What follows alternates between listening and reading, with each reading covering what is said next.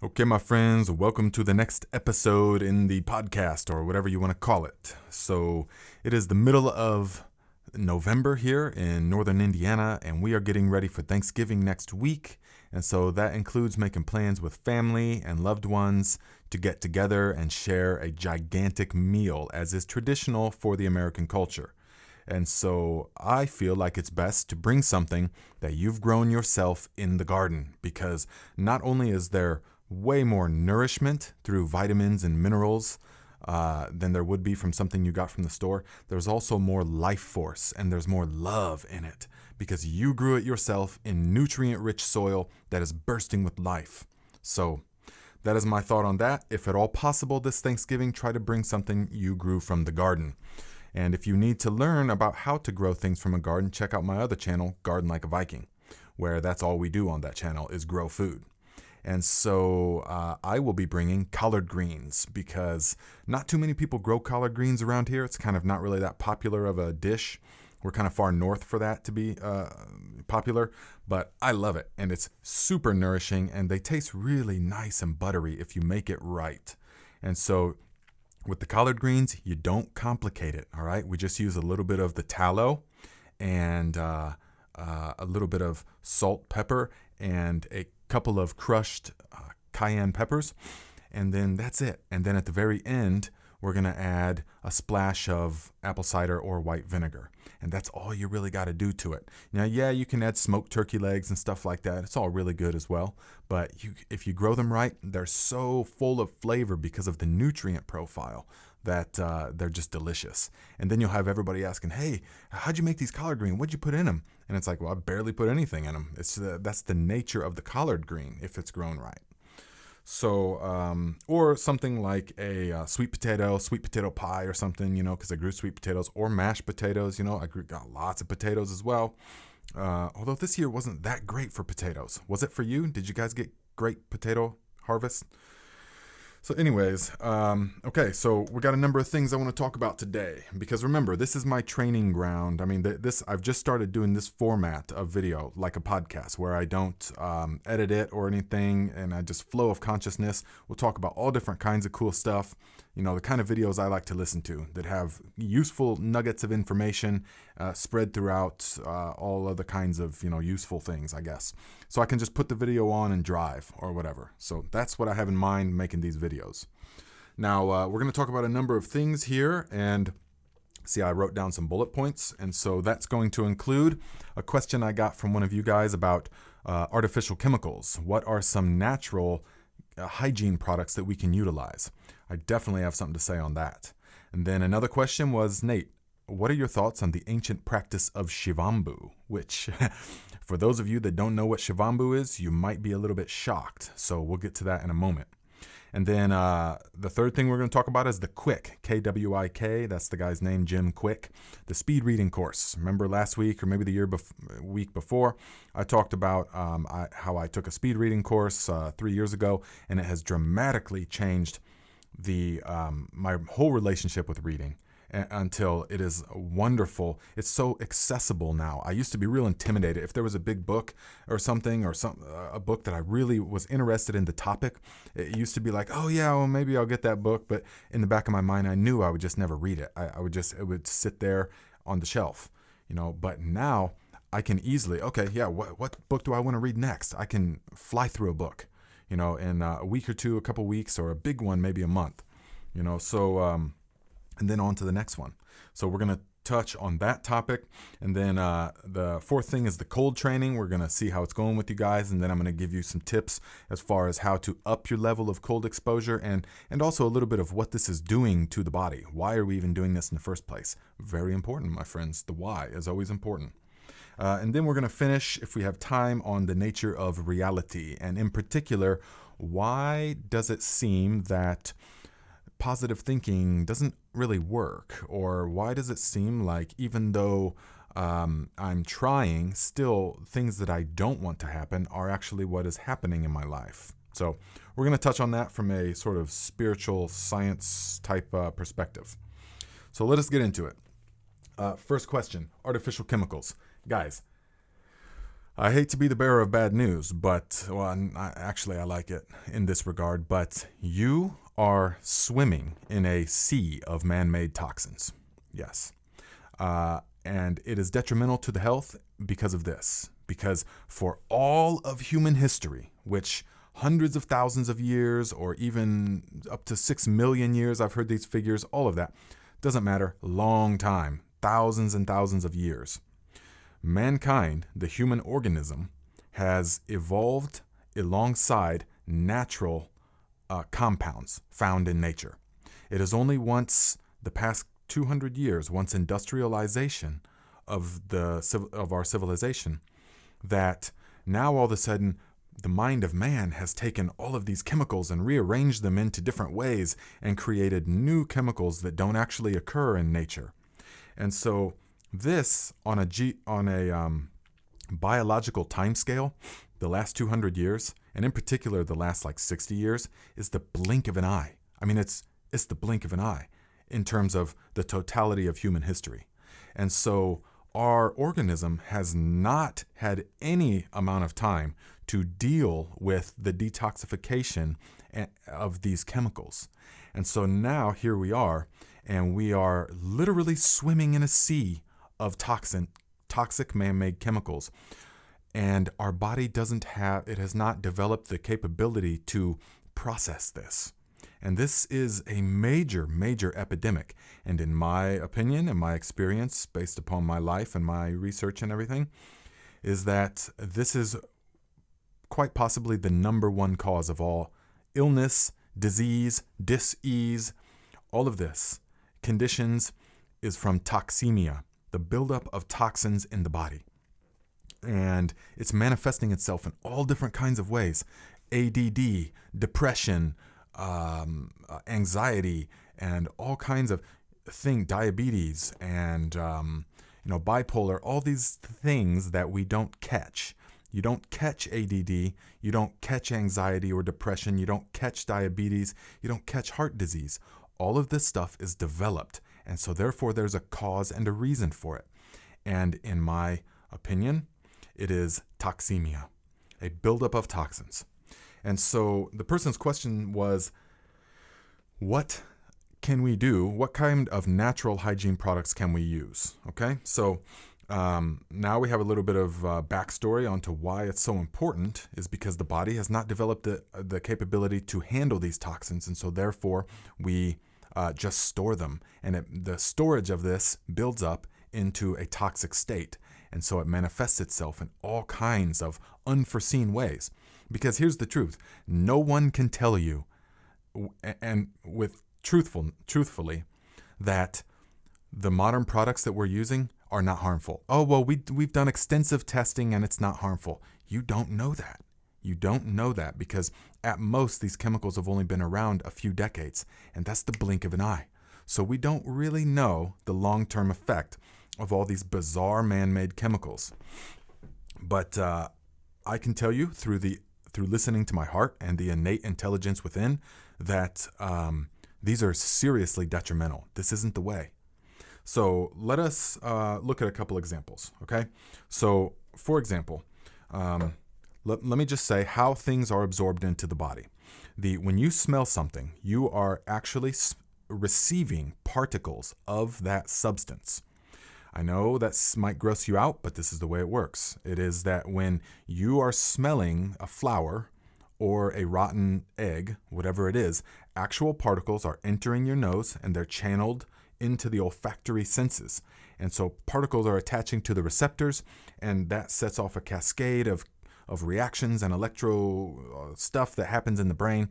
And the brain processes and decodes this information, these electrical pulses, into a scent. And then it brings up memories or sensations or emotions or feelings, or all different kinds of things can happen depending upon the scent that is received. It's very powerful, very powerful. And also through the skin. So anything that you put onto the skin, listen, guys, listen, girls, gals in particular, anything you put on the skin gets absorbed into the body. The skin is porous, and so it absorbs into the bloodstream. It's not super effective, meaning it's not 100% absorption rate, not even close, but still a good deal of it gets absorbed into the body. This is why the doctors prescribe testosterone creams to men for hormone replacement therapy, because just rub it on the skin and it gets absorbed.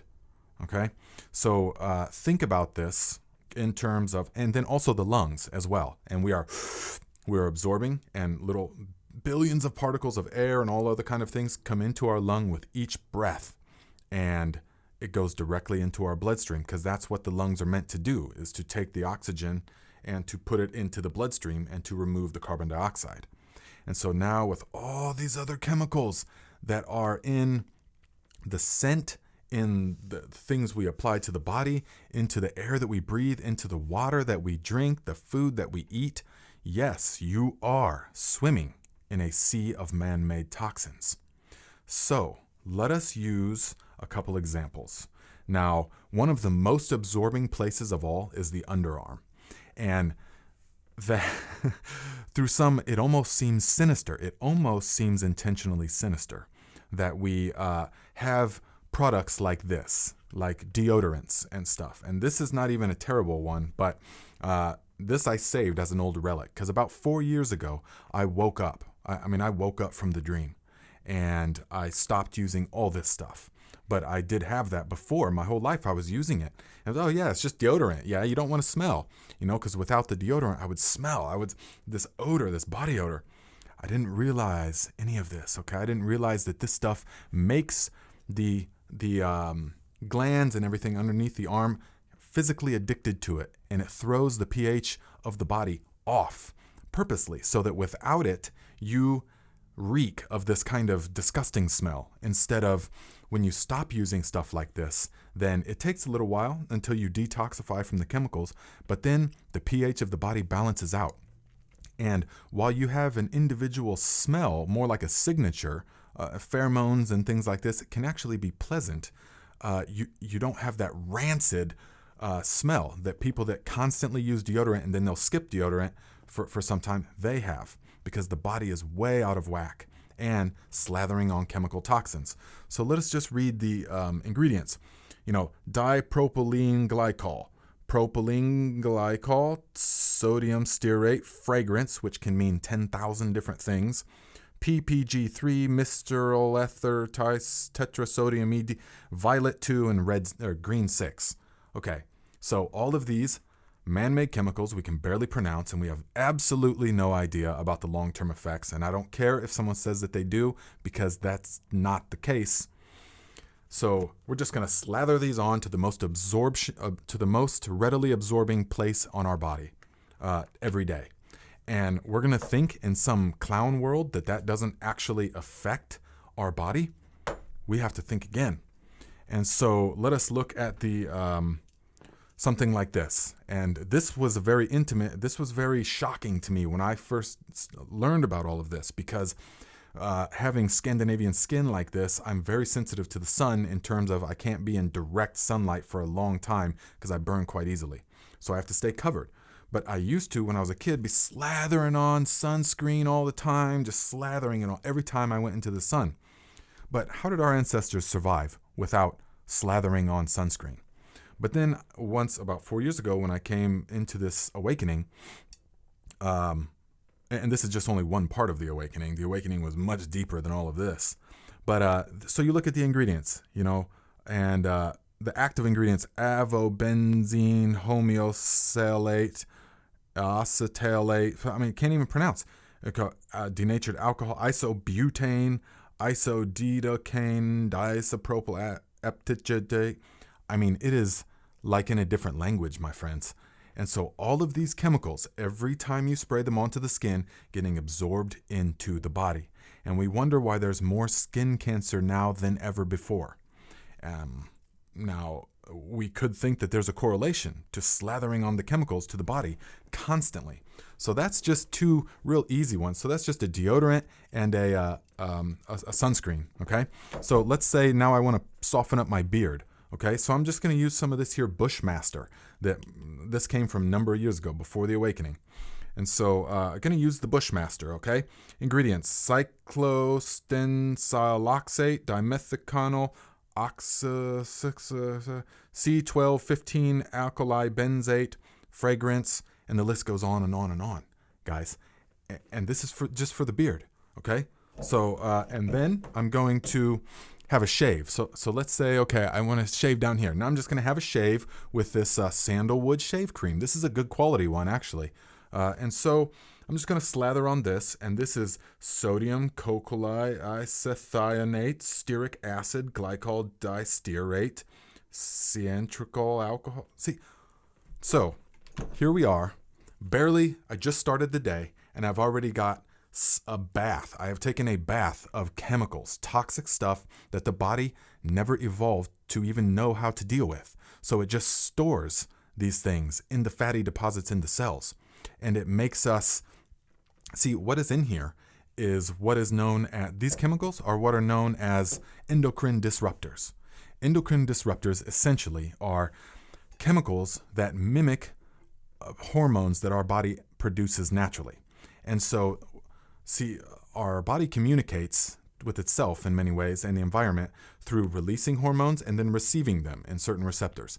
And so these endocrine disruptors and things like that are going to go immediately to the receptors, and they're going to trick the body into thinking that it's received some modified kind of hormone. It's once you dive deep into this, my friends, it's almost scary, because it seems intentional and it seems deeply sinister, especially when you look at the effect on society, epidemics of all kinds of stuff that you don't catch, you develop through lifestyle. Okay, so for example, what can we use, or what do I use now? So what replaces all of this Bushmaster, all of these unpronounceable ingredients for the beard? Pure olive oil. That's all. That's all you need. When I was traveling and living in Greece, the old men there, many of them had these magnificent beards that looked like a giant cumulus thunderhead cloud right before a rain, just really thick and full and beautifully white. And so I would ask them, what are you doing? You know, and they would just olive oil, of course, just olive oil. You rub it into the beard. That's it. That's all you need. I said, what? And so I cued that in the back of the mind, even though I still thought, no, this is better. This has to be better because it was expensive. You know, no, not at all. And see, even for a time I was I put olive oil in here, but for a time I was buying these Honest Amish beard oil because it's just a bunch of different kinds of natural oils. It's like 15 different kinds of natural oils. But that got too expensive, you know. So, and then I found you don't even need all that. You can just use olive oil, and it makes it grow so thick and rapidly and thick and full. Okay. So anything that you need, a male like beard or face, olive oil is all you need, and in combination with coconut oil. Coconut oil can be utilized for any type of, just dab a little bit of it, and any kind of moisturizer that you need. Olive oil and coconut oil has got you covered. And these are super nourishing to the skin, no chemicals whatsoever. And the body knows exactly how to deal with stuff like this. It's very, very easy. And so what if I need some kind of scent, all right? Instead of slathering on cologne that is going to then become a hormone disruptor and is then going to create all kinds of unknown side effects within the mind of myself and the people around me. Instead of slathering myself in that, I am going to utilize simply essential oils, okay? And you want to get good ones, my friend, because you don't want them to contain toxins, and you don't want them to be cut with anything. So, because an essential oil is a huge amount of a substance condensed, and the essence is extracted of it. And so it takes a tremendous amount of patchouli to make this thing of patchouli oil. So mine are doTERRA, but you can also Young Living. Those are two really good ones that I know of. But this is all that I use. So where I used to use cologne and stuff, now I would just use a little dab, a tiny little half drop of the patchouli. Okay. Or if If it is a holiday, for a little holiday flair, I'll add a little half drop of Siberian fir. So I'll put a little bit of patchouli, a little bit of Siberian fir, rub it around, and then just go like this all over, Or I will, if I want to do the beard real good, then I will take a few drops of the olive oil in my palm and then put 1 drop of cedarwood oil. And that's really good for the skin and for the beard. And I'll just massage it in like that. That's all the body requires. You don't need all of this toxic garbage. And to replace sunscreen, for the most part, you just stay covered. You do what our ancestors did, and you stay covered with cotton cloths or clothes of whatever kind or a hat.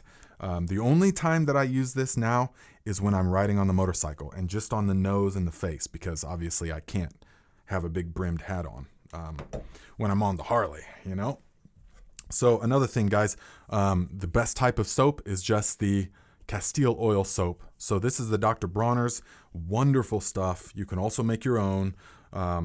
But this one is really, really good. It's a number of different kind of oils plus potassium hydroxide, which is just a caustic type of soda that soponifies the oil and makes it so that it's like wood ash, basically.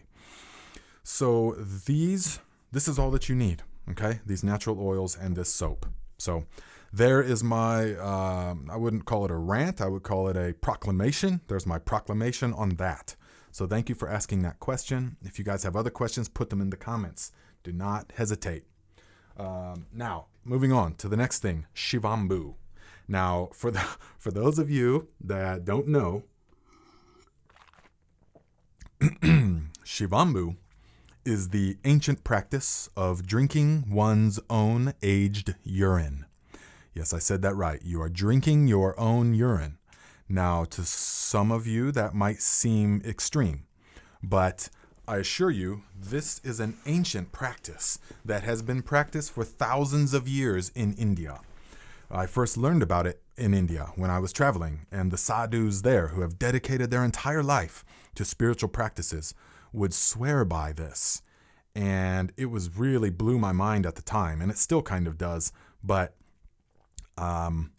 so I know what it is, all right? So essentially, the urine is said to contain a vast array of minerals, vitamins and minerals that the body needs in a specific ratio that your particular body needs. So you wouldn't be drinking my urine. I wouldn't be drinking yours. You drink your own.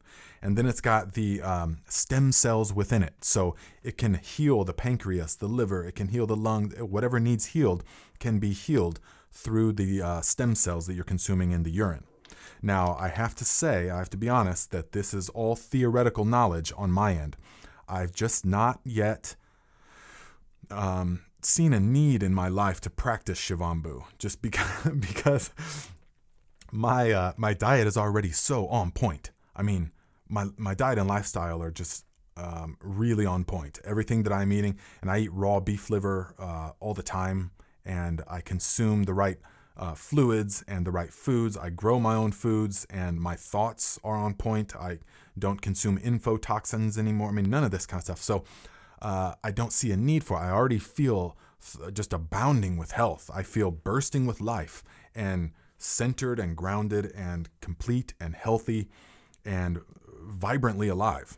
So maybe if I was like, had cancer, or if I had some kind of chronic condition that, life was really getting bad or something, or,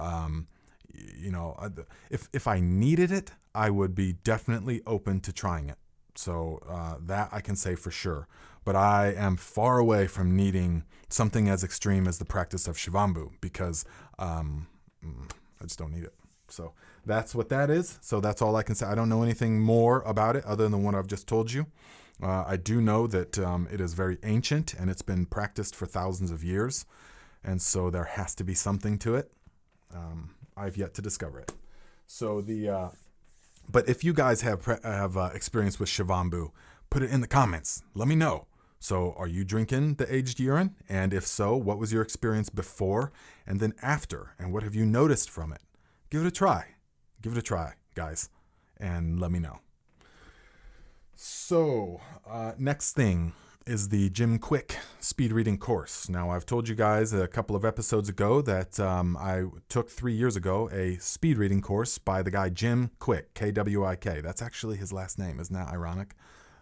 And it has totally transformed my ability to read books, and which is great because I used to be so intimidated by the books, but now I can look at a book and just say, oh yeah, no problem. Yeah, I can read that.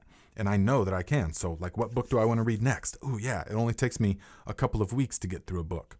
Not because I'm necessarily flying through it like he is, or like a lot of the people are, but just because I'm practicing the principles. And so for you guys, I'm brushing up on the course. I'm taking the course again, which is like an 8-week course.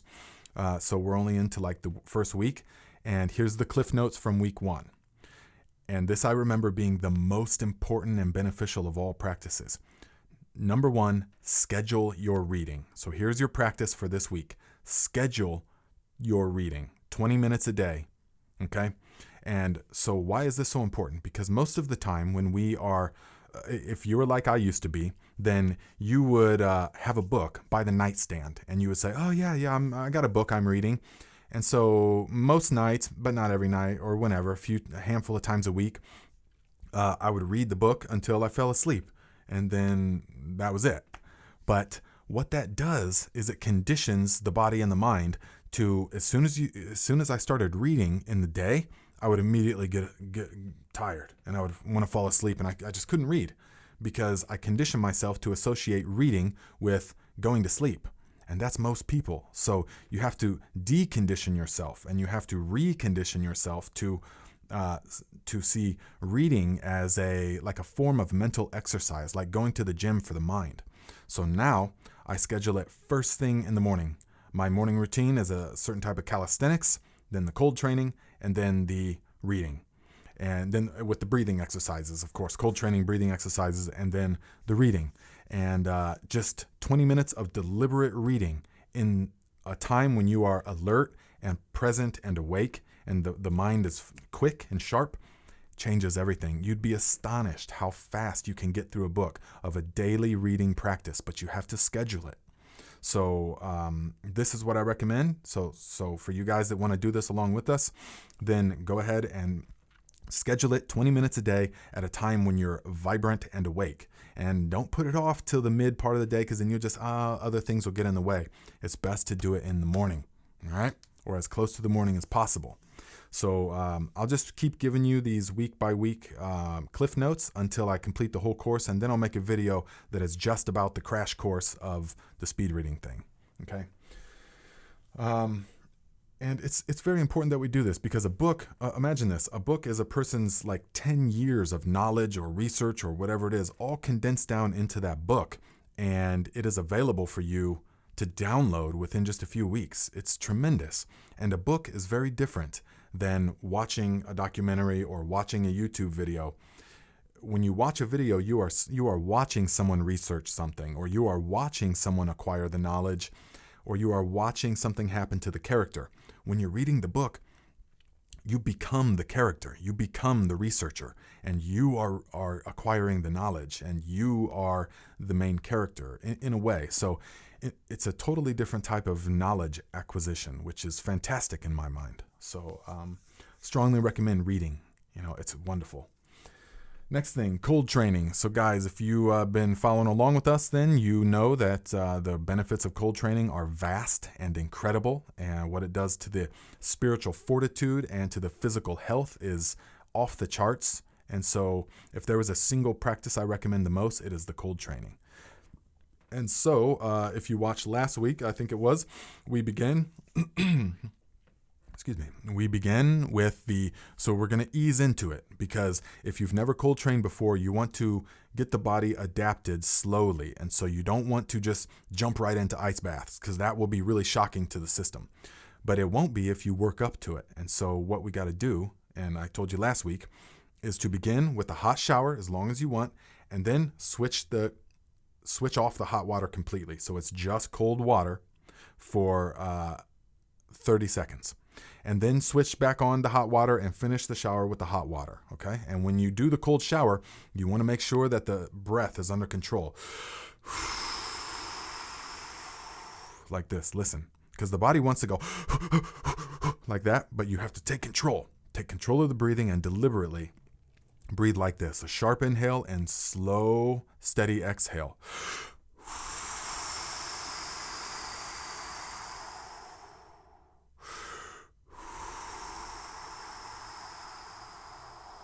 While you're saying to yourself in the mind, adapt, adapt, adapt.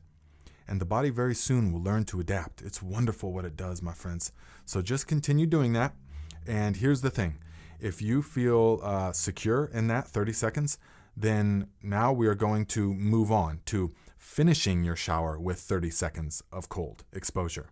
So you don't turn the hot back on. And this is gonna change it up a bit, definitely. Okay?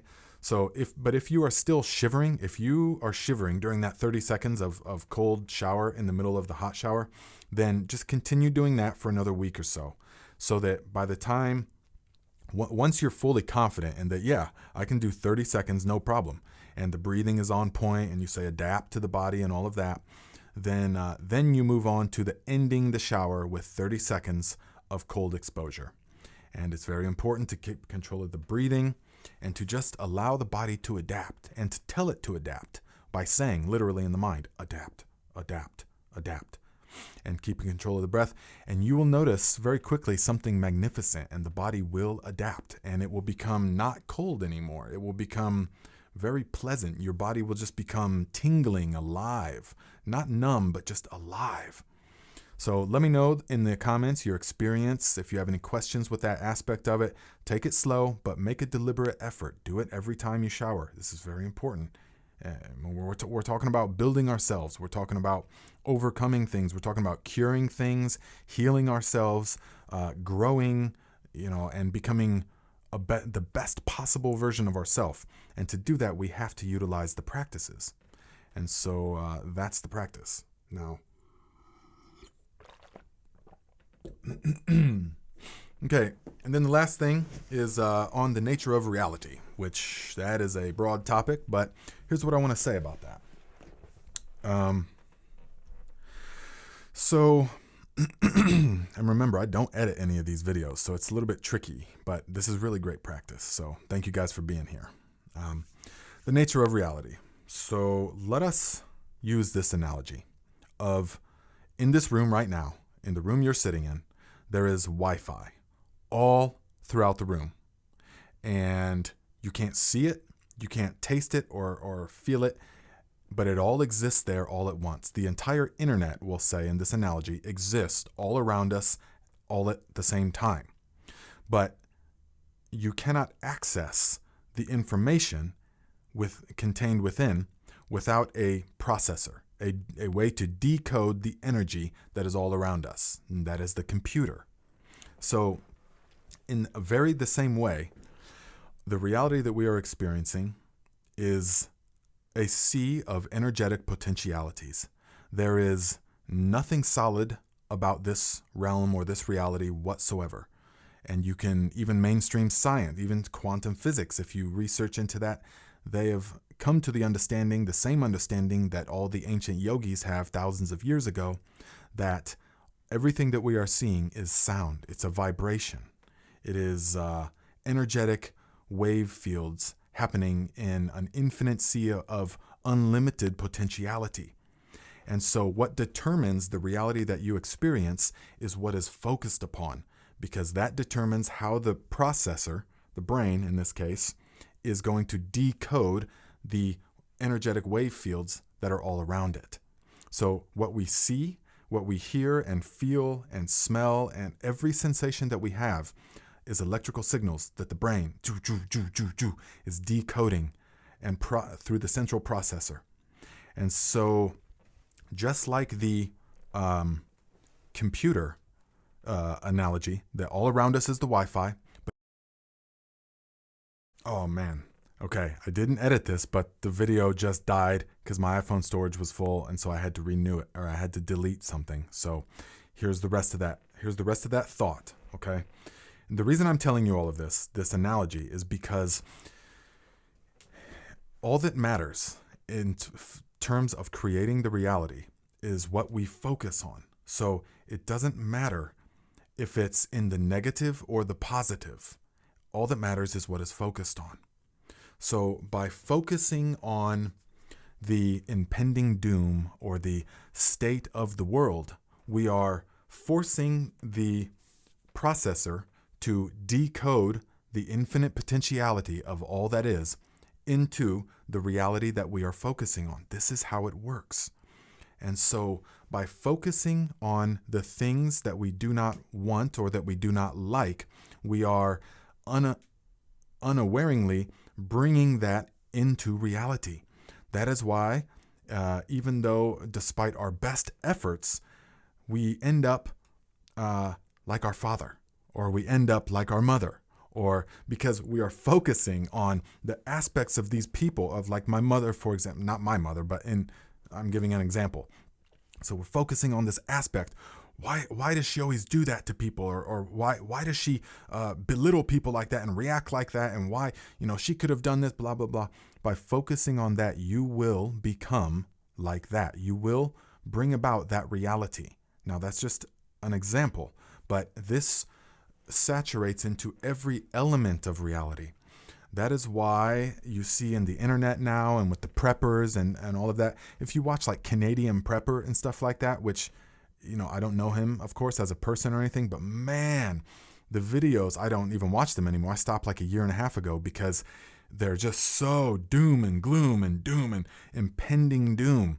And all that is doing is giving more energy to that, for the processor to decode the infinite potentiality into that reality, that doomsday reality, into what will come. So we have to be very deliberate and diligent by focusing only on the reality that is ideal. So we let go of the impending doom. We let go of what our mother did to us 30 years ago.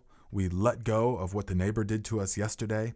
Not in the sense, and we accept it, but not in the sense that what happened or what is going to happen is okay and that I'm okay with it, but just in the sense that, okay, this is the state of what is happening, but I'm not going to contribute any more energy to that becoming a reality.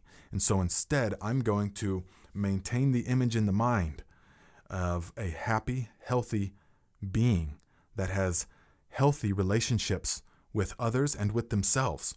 I'm going to maintain the image of a being that shows respect to other people, regardless of how they treat me.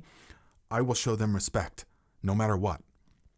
And I'm going to hold this image in the mind of the being that is healthy and happy. I'm not going to hold the image of a sick or diseased person in my mind. I'm not going to, and worrying about something is holding the image in your mind. That's why so many times what we worry about comes to pass, because you are feeding the energy to that. You are ensuring that the infinite potentiality of all that is decoded into that illness that you're focusing on, when it could just as easily be decoded into that abundance or that thriving that you're not focusing on, because you are focusing instead on the illness or the lack, the poverty mindset, I never have enough, or I don't have enough. You keep telling yourself this. So if we instead shift the focus, then it will happen by itself. There's no alternative. This is the law of correspondence. The inner image becomes the image that is experienced on the outside in one form or another. And so I'm saying this so that we can radically transform our own reality, and we can understand that you are in the driver's seat and that nothing is happening to you. You are not the victim of anything, because if I am a victim of circumstances, then that's saying I have no power. And so if I have no power, then I must look to someone that has the power. And conveniently, the powers that be right now say, hey, we've got the power that you need, because you feel victimized or you feel fear. And fear is, again, saying what? I have no power. So therefore, I must look outside of myself to the power. But this is not the case. So I'm pointing this out so that you can realize we have the ultimate power. In fact, the only power lies with us, the true power. And so let us use that power responsibly, my friends. Okay. Well, we had a good talk, so that was really good. That was my proclamation about all of that. And I thank you for being here. I put the questions or comments in the comments section. And I think coming up, I'm going to do a video, a new Master Cleanse video, because the other ones got like 100,000 views, and a lot of people have been doing the Master Cleanse, but I want to make just a condensed one now that I've gotten a lot better at making videos like that, how-tos. So probably going to make a new Master Cleanse video to get people, reintroduced with it and all of that, so that we can detoxify all of these toxins that I just talked about in the beginning. Yes. And also the wood-fired sauna is going to be coming here in about mid-December. So I'll be doing a review on that. I will show you guys how we utilize the wood-fire sauna and the cold training, the real cold training, the ice baths are on their way, my friends. So we got a lot ahead of us.